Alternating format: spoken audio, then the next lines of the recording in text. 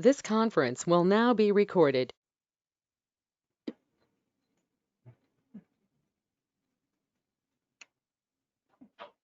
Good morning, everyone. Today we'll discuss about renal stones, that is urolithiasis and renal cell carcinoma. What is urolithiasis? It is the formation of stones in any part of the urinary tract.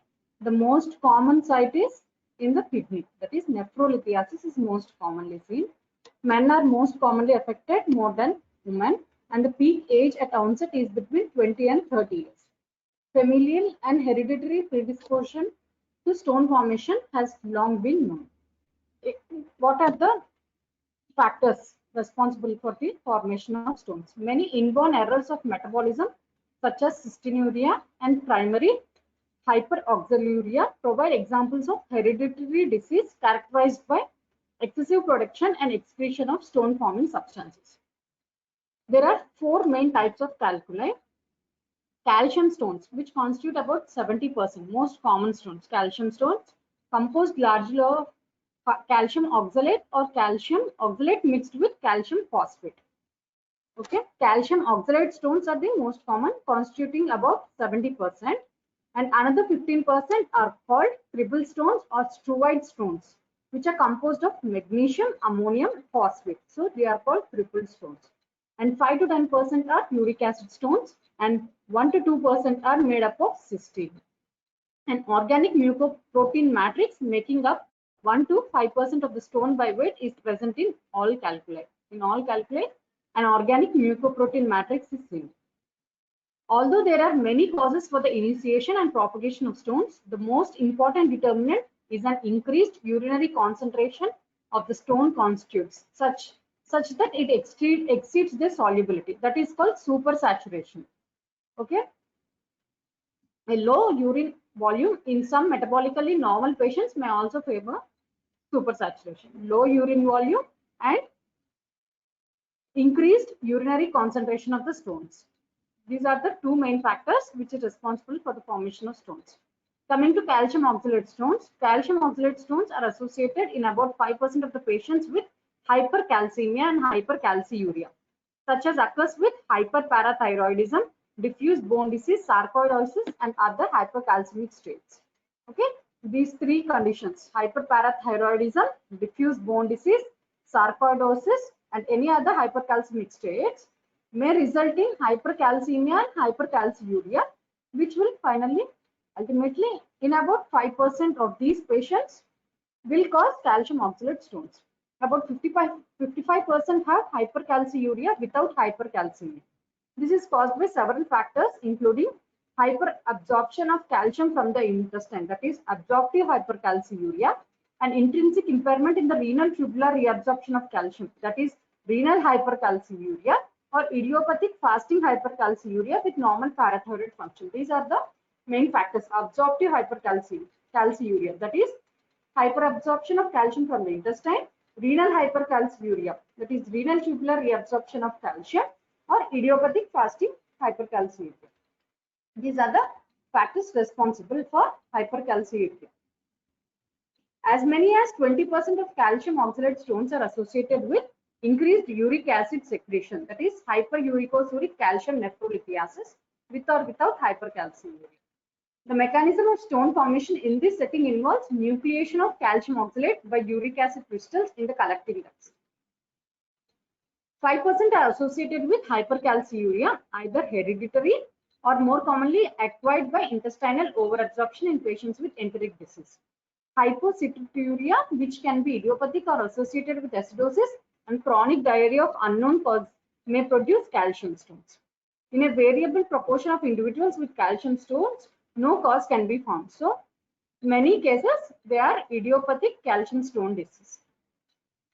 Coming to magnesium ammonium phosphate stones. Magnesium ammonium phosphate stones are formed largely after infections by urea splitting bacteria. Example, Proteus and some Staphylococci that convert urea to ammonia. Okay. Most common organism is Proteus. Proteus and some other Staphylococci. These Proteus will have the ability to split urea into ammonia, finally resulting in accumulation of ammonium. with this ammonium combines with the magnesium and phosphate to form triple phosphates.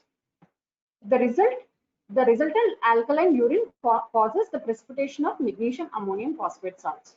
These form some of the largest stones as the amount of urea excreted normally is very large. Okay, these form some of the largest stones are the stuvite stones are magnesium ammonium phosphate stones. So these are called Staghorn calculi, occupying large portions of the renal pelvis, are frequently a consequence of infection, that is infection by Proteus. Okay. Staghorn calculi.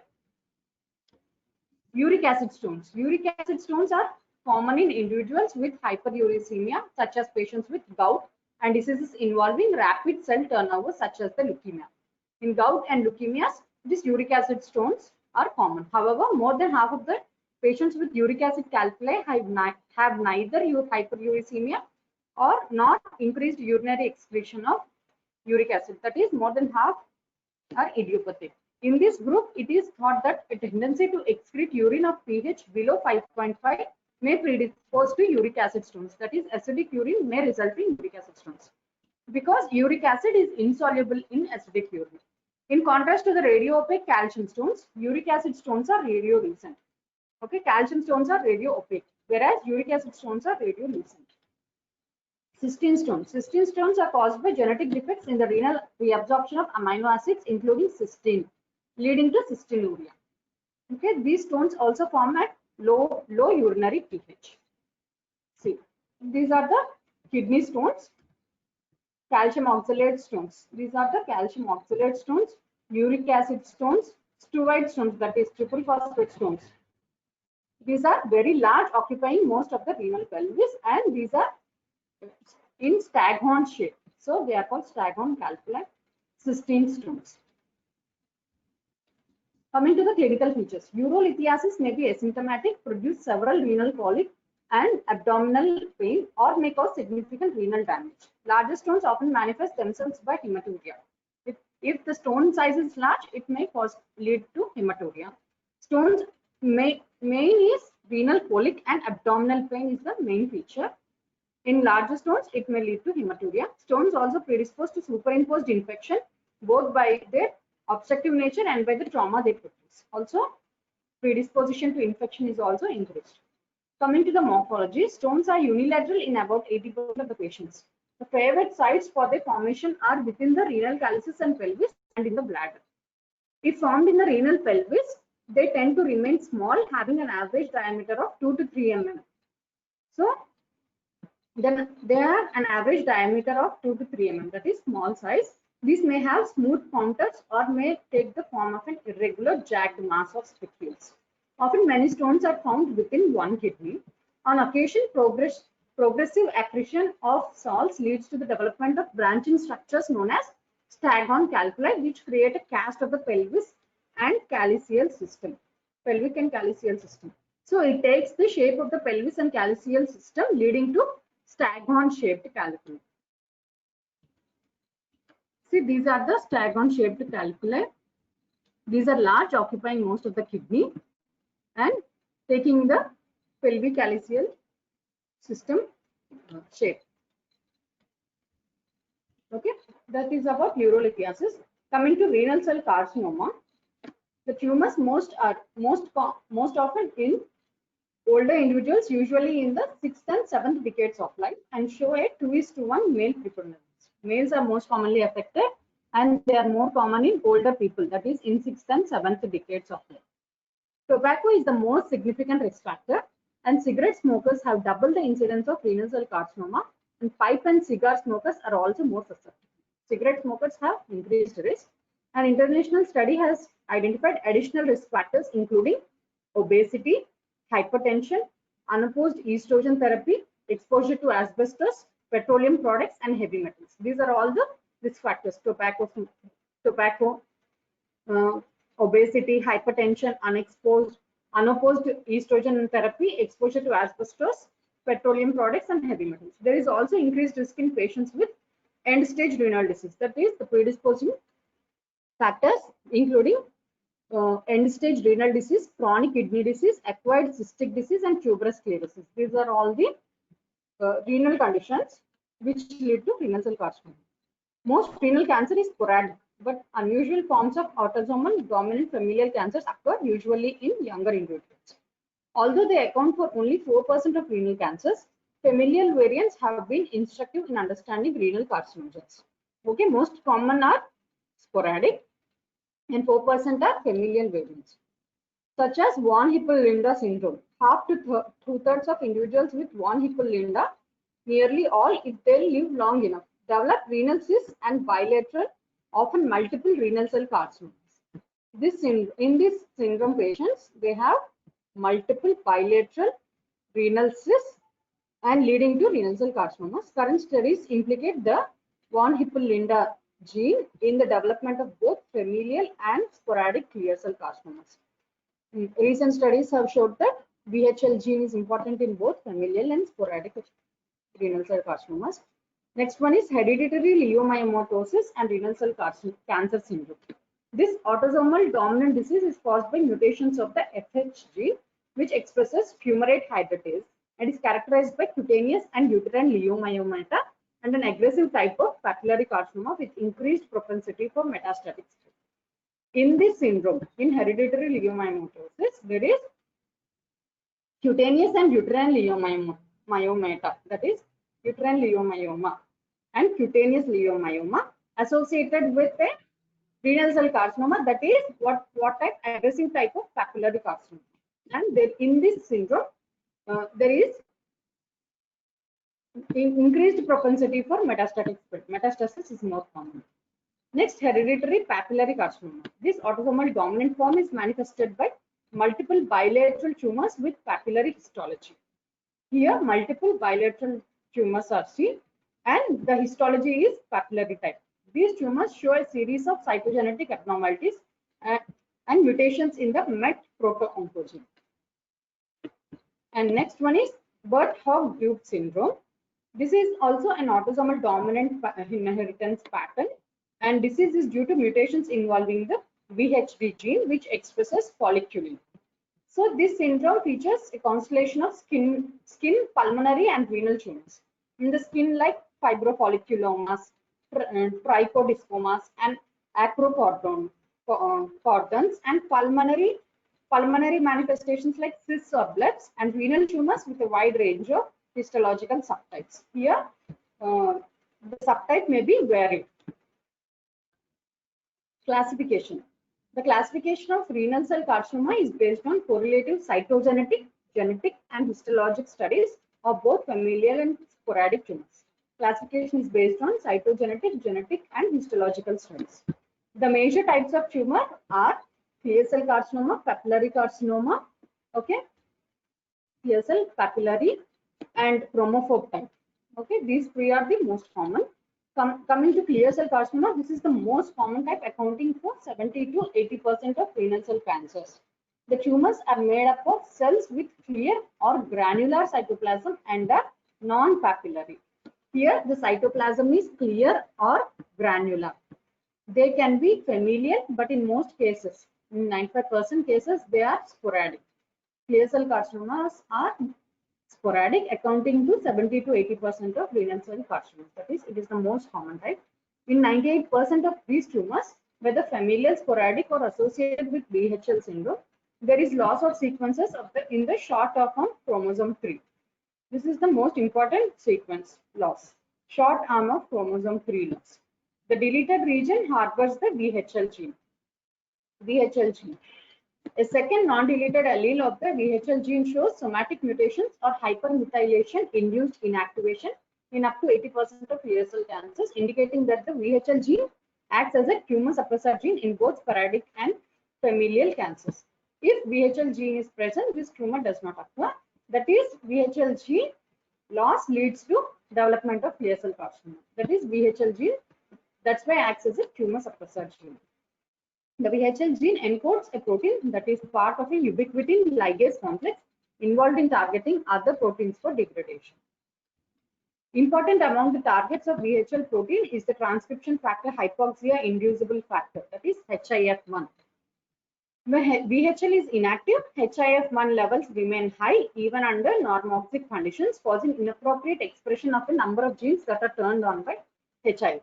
These include genes that promote angiogenesis, such as vascular endothelial growth factor, and genes that stimulate cell growth, such as insulin-like growth factor 1. Okay, VHL gene causes all these, promote angiogenesis loss. If VHL gene is inactive, these are the what consequences will occur, leading to what tumor formation, that is angiogenesis is increased, cell growth is proliferated. In addition, HIF collaborates in complex ways with the oncogenic factor MYC. MYC is also important. HIF MYC to reprogram cellular metabolism in a way that favors growth. These factors will favor cell growth, leading to proliferative neoplasm. Deep sequencing of renal carcinoma genes have revealed frequent mutations in a number of genes that regulate histone modifications, indicating that dysregulation of the epigenome also has an important role in clear cell carcinoma. Dysregulation of the epigenome is important, has an important role in clear cell carcinoma. Coming to papillary carcinoma, this accounts for 10 to 15% of renal cancers. It is characterized by a papillary growth pattern. In clear cell carcinoma, there is no papillary pattern, and the cells are large with centrally placed nucleus and clear cytoplasm. Here in papillary, there is a characteristic papillary growth pattern and also occurs in both familial and sporadic forms. These tumors are not associated with 3p deletions, whereas clear cell carcinoma is associated with 3p deletion. The most common cytogenetic abnormalities are trisomy 7 and 17 and loss of Y in male patients in the sporadic form, and trisomy 7 in the familial form. The gene on chromosome 7 for familial form has been mapped to MET, a proto-oncogene that encodes the tyrosine kinase receptor for hepatocyte growth factor. MET is also mutated in small portion of the sporadic papillary carcinomas. Here, chromosome 7 trisomies 7, 17 are important, and MET mutation is important in papillary carcinoma. Unlike clear cell carcinomas, papillary carcinomas are frequently multifocal in origin. Clear cell carcinoma is focal, whereas papillary carcinoma is multifocal in origin. See, this is sporadic papillary carcinoma, which is caused by trisomy 7, 17 or loss of Y. Mutated activated MET is seen in papillary forms. This is hereditary form, which is multifocal, leads to trisomy, which leads due to the cause of trisomy 7 or mutated or activated MET. This is sporadic clear cell carcinoma. This is due to loss of VHL, deletions on chromosome 7, that is loss of VHL, inactivated mutated VHL, or hypermethylation of VHL. This is sporadic form, this is hereditary form, which is multifocal. Chromophobe carcinoma. Chromophobe carcinoma represents 5% of renal cell cancers and is composed of cells with prominent cell membranes and pale eosinophilic cytoplasm, usually with a halo around the nucleus. Perinuclear halo is seen, and pale eosinophilic cytoplasm with prominent cell membranes is the characteristic feature of chromophobe carcinoma. On cytogenetic examination, these tumors show multiple chromosome losses and extreme hypodiploidy. Like the benign oncocytoma, these are thought to grow from interconnected cells of the collecting ducts. These arise from interconnected cells of the collecting ducts and have an excellent prognosis compared with that of clear cell and papillary cancers. Histological distinction from oncocytoma may be difficult. And next type is XP11 translocation carcinoma. It is a genetically distinct subtype of renal cell carcinoma. It often occurs in young patients and is defined by translocations of the TFE3 gene located at XP11.2 with a number of partner genes, all of which result in overexpression of the TFE3 transcription factor.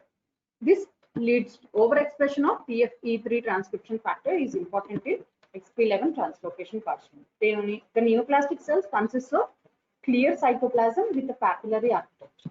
This also results in papillary architecture with clear cytoplasm.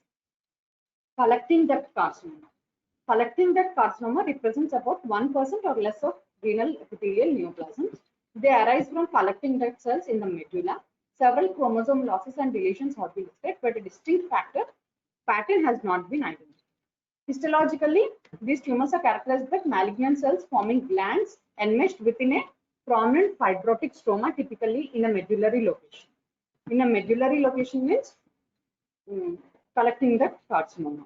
These forms malignant cells forms glands with a prominent fibrotic stroma. Medullary carcinoma is a morphologically similar neoplasm that is seen in patients with sickle cell trait. Another variant is medullary carcinoma, most commonly seen with sickle cell trait. Coming to the morphology, renal cell carcinomas may arise in any portion of the kidney, but more commonly affects the poles, upper pole or lower. Clear cell carcinomas most likely arise from proximal tubular epithelium and usually occur as a solitary unilateral lesion, means clear cell carcinoma. They are bright yellow gray-white spherical masses of variable size that distort the renal outline. The yellow color is a consequence of the prominent lipid accumulations in the tumor cells. This yellow color is due to fat accumulation.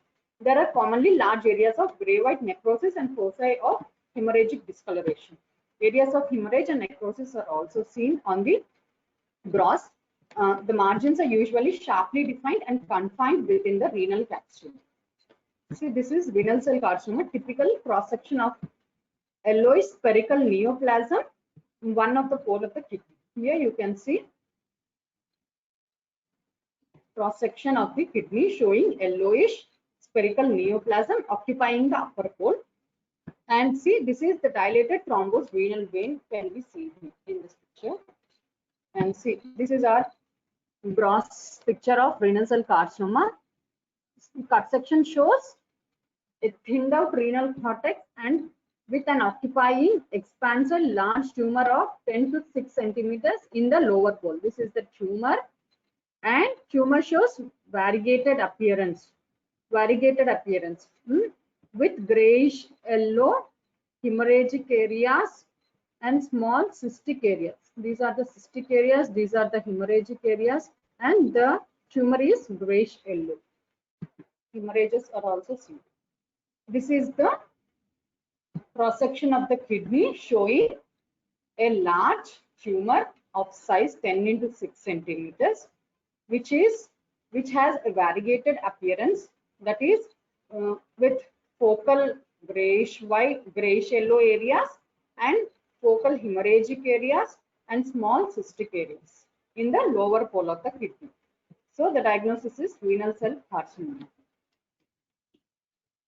Coming to morphology of the clear cell carcinoma. In clear cell carcinoma, the growth pattern varies from solid to trabecular, cord-like or tubular, resembling tubules. These are the microscopic features. Solid to trabecular or tubular pattern. The tumor cells have a rounded or polygonal shape and abundant clear or granular cytoplasm. We have discussed this. Clear cytoplasm which contains glycogen and lipids.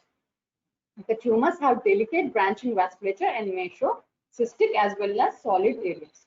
Most tumors are well differentiated, but some show nuclear atypia with bizarre nuclei and giant cells are also seen.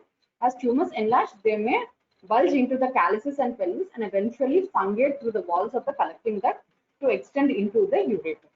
One of the striking characteristics of renal cell carcinoma is its tendency to invade the renal vein. This is the striking feature, tendency to invade the renal vein, in which it may grow as a solid column of cells that extends up to the inferior vena cava, sometimes as far as the right side of the funnel. This is the metastatic feature, invading the renal vein. See, this is a histological picture of clear cell renal cell carcinoma, showing clear cells which are polygonal shape, having a centrally placed nucleus and having clear or granular cytoplasm. Okay. Papillary carcinoma. Papillary carcinomas thought to arise from the distal convoluted tubules can be multifocal and bilateral. These papillary carcinomas may be multifocal and bilateral. They are typically hemorrhagic and cystic, especially when large. The tumor is composed of cuboidal or low columnar cells arranged in papillary formations. Here, papillary architecture is seen. Interstitial foam cells are common in the papillary course. In the interstitial foam cells, foamy macrophages are seen. Some of bodies may be present. The stroma is usually scant but highly vascularized. See, this is the papillary architecture of the renal cell carcinoma, papillary renal cell carcinoma. And in the interstitium, we can see foam cells, foamy macrophages, and highly vascularized stroma. Highly vascularized stroma and papillary architecture, columnar or cuboidal cells. Chromophobe renal cell carcinoma is made up of pale eosinophilic cells, often with a perinuclear halo, arranged in solid sheets with a concentration of the largest cells around blood vessels. These are seen around blood vessels with perinuclear halo and eosinophilic cytoplasm. There is a perinuclear halo is seen in chromophobe type, and these are arranged in solid sheets and more around the blood vessels. Collecting duct carcinoma is a rare variant showing irregular channels lined by highly atypical epithelium with a hobnail pattern. Hobnail pattern is seen in collecting duct carcinoma. Sarcomatoid changes arise infrequently in all types of renal cell carcinoma under a omnious feature. It is suggestive of a omnious feature, sarcomatoid change. Okay, this is chromophobe type. And the clinical features of renal cell carcinoma. The classic clinical feature of renal cell carcinoma are costovertebral pain, palpable mass, and hematuria. Pain, palpable mass, and hematuria. This is a triad which are the clinical features of renal cell carcinoma, but all three are seen in only 10% of cases. The most reliable clue is hematuria, but is usually intermittent and may be microscopic. Thus, the tumor may remain silent until it attains a larger size, often greater than 10 centimeters. At this time, it is often associated with generalized constitutional symptoms such as fever, malaise, weakness, and weight loss. This pattern of asymptomatic growth occurs in many patients. So the tumor may have reached a diameter of more than 10 centimeters when it is discovered. So this is an asymptomatic growth. Okay. Currently, an increasing number of tumors are being discovered in the asymptomatic stage by incidental radiological studies such as CT or MRI performed for other indications. Renal cell carcinoma is considered one of the great limits in medicine because it tends to produce a diversity of the systematic symptoms not related to the kidney. Because in addition to fever and constitutional symptoms, renal cell carcinomas produce a number of syndromes to abnormal hormone production, including due to abnormal hormone production. These are the features: polycythemia, hypercalcemia, hypertension, hepatic dysfunction, feminization or masculinization, Cushing syndrome, eosinophilia, leukemoid reactions, and amyloidosis. These are all the other symptoms where we can see in renal cell carcinoma. A particularly troublesome feature of renal cell carcinoma is its tendency to metastasize widely before giving rise to any local symptoms or signs. The tendency to metastasis is very high. In 25% of new patients with renal cell carcinoma, there is a radiological evidence of metastasis at the time of presentation. Okay, the most common locations of metastasis are the lungs, more than 50% metastasis to lungs, and bones, 33%. 33% cases metastasis to bones, followed in frequency by regional lymph nodes, liver, adrenal, and brain. And this renal carcinoma has a wide variety of systemic symptoms. The average 5-year survival rate of persons with renal cell carcinoma is about 70%.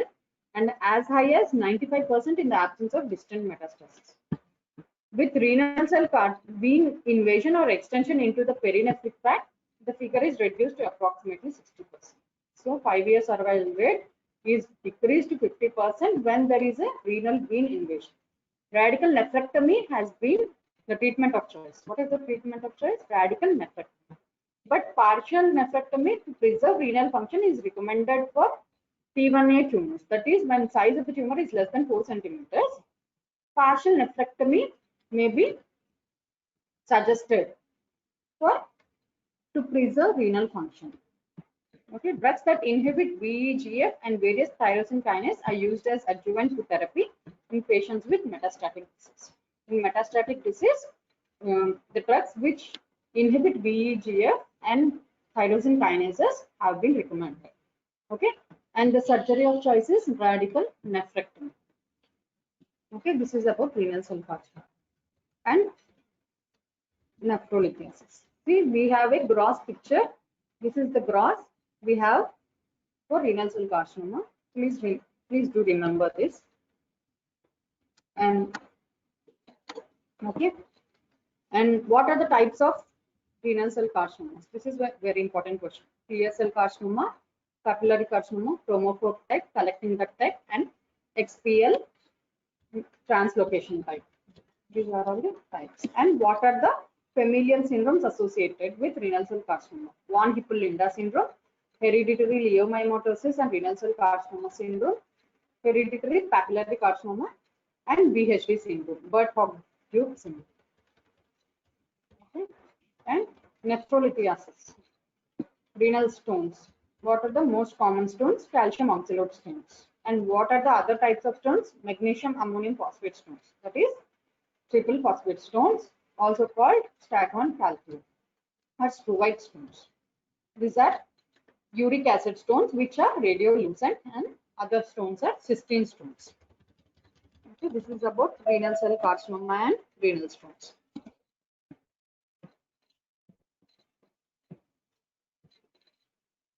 Okay, thank you. Please put your attendance in the chat box.